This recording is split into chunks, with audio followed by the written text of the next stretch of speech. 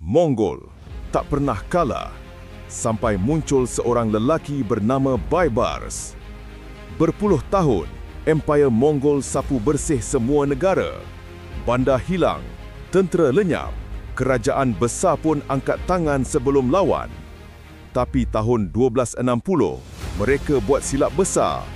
Mereka masuk ke tanah yang dijaga seorang pahlawan yang tak reti takut. Baibars bukan lahir sebagai putera. Dia lahir sebagai hamba, dijual di pasar, dipaksa jadi askar. Tapi sebab berani, keras dan bijak perang, dia naik pangkat sampai jadi komander paling ditakuti. Bila Mongol serang Syria, semua orang fikir, habislah, takkan dapat lawan. Mongol tak pernah kalah, tak pernah. General mereka, Kit Booker, siap cakap, kami adalah murka Tuhan. Tapi Baibars dah sedia satu helah.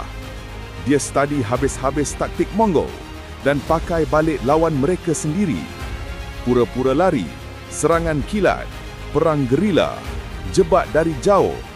Dia tarik Mongol masuk ke lembah Ain Jalut, tempat yang melemahkan panah dan kelajuan mereka.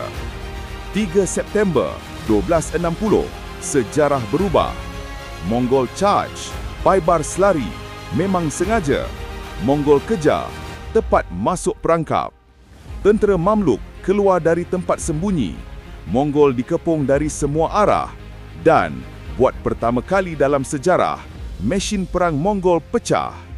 Kemenangan Baibars bukan sekadar satu pertempuran. Dia stop Mongol dari masuk Afrika, dari sapu tanah Arab dan mungkin dari tawan Eropah. Seorang hamba jadi lelaki yang hentikan pasukan paling ganas dalam sejarah. Inilah legenda Baibars.